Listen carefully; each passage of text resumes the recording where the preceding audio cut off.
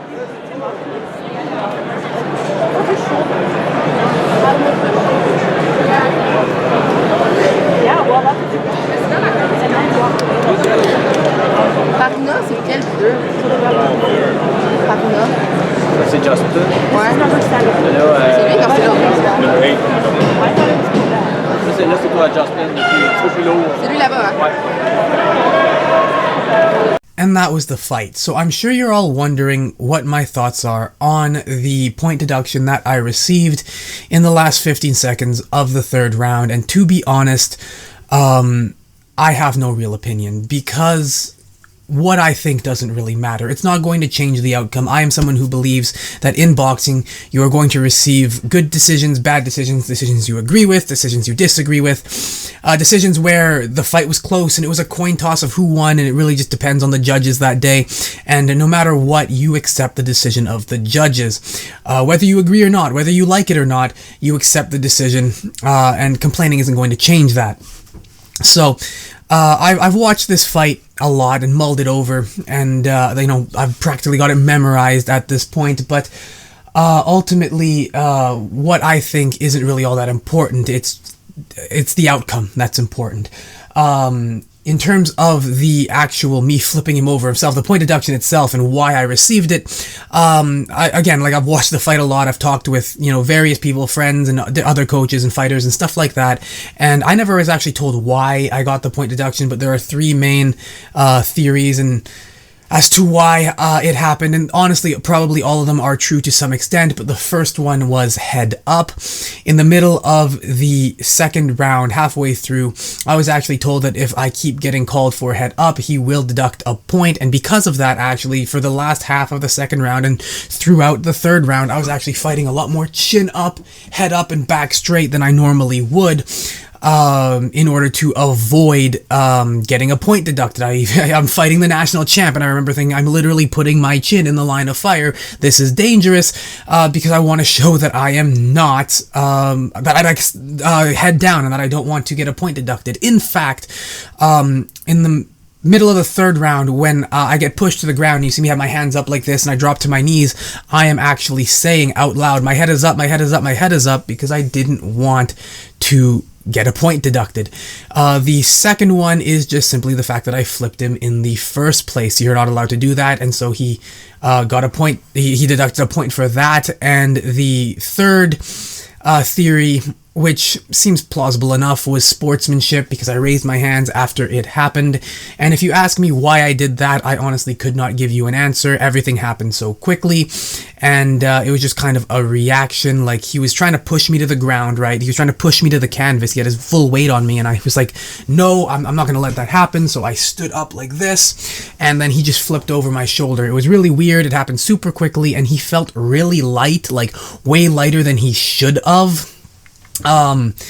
Yeah, it was a really strange thing, especially considering that he was literally putting pressure on me, like, just less than seconds before, and he flipped me. I flipped him so easily, and it just happened so quickly. I reacted, and obviously I did not react correctly, but lesson learned. That is a mistake that I will not make again.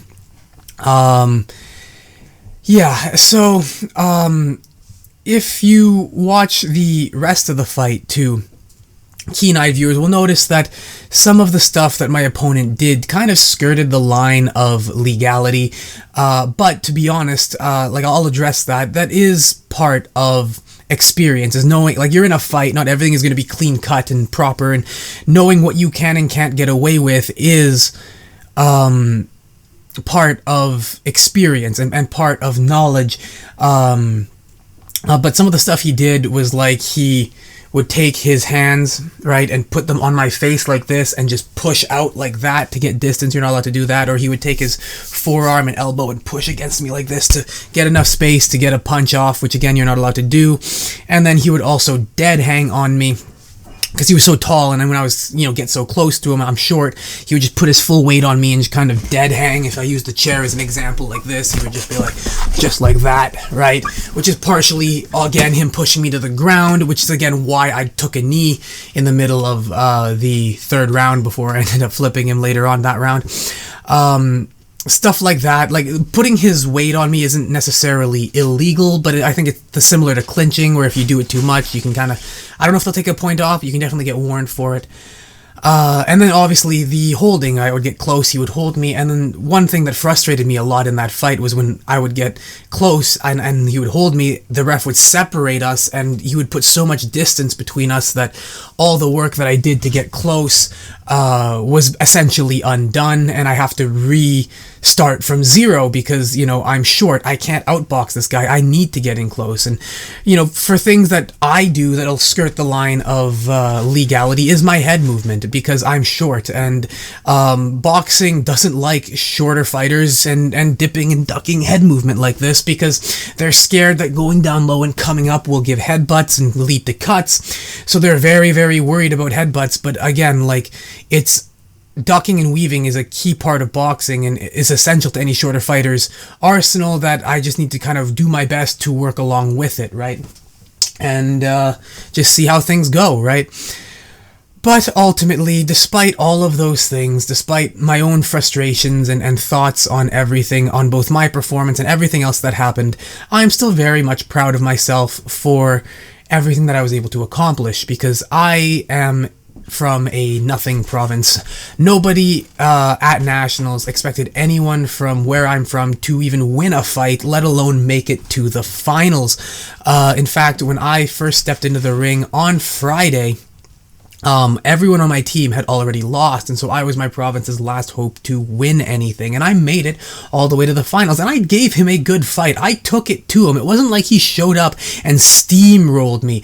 It was a very close fight, and I do believe that if not for that point deduction, I definitely could have won, and I'm proud of that. It allows me to know that I am on the level of somebody who is a world-class fighter. He has fought internationally, and a buddy of mine, a fellow coach at one of the clubs that I spar at, actually pointed this out to me. He's like, I don't think you're not giving yourself enough credit, because think of it this way: he's been national champ for 7 years.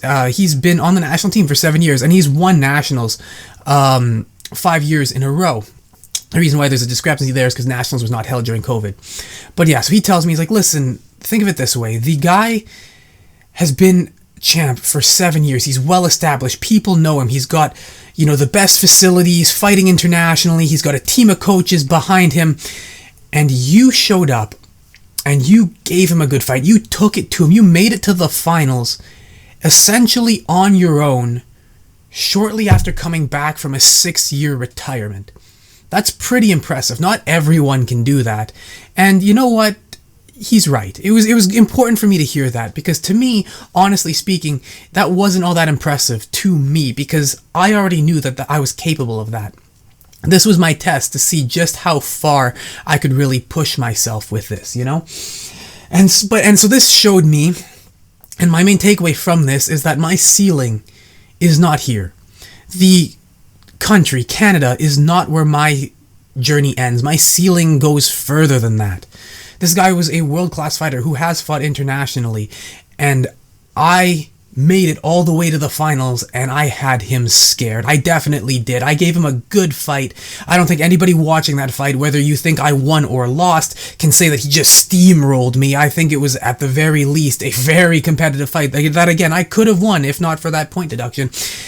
And I did it essentially on my own, and that's, it's not bad for a guy doing it essentially by himself with a heavy bag in his garage, So, that's my story. And in terms of what I plan to do, I don't 100% know yet. I've gotten an email for those of you that follow me on Instagram will know that I was put on the consideration list for the 2023 Pan Am Games in Santiago, so we'll see how things go with that. I do have a few other amateur matches lined up. I plan to go to a couple tournaments, but considering what people are looking for in the amateurs, it may be time to start really seriously considering turning pro.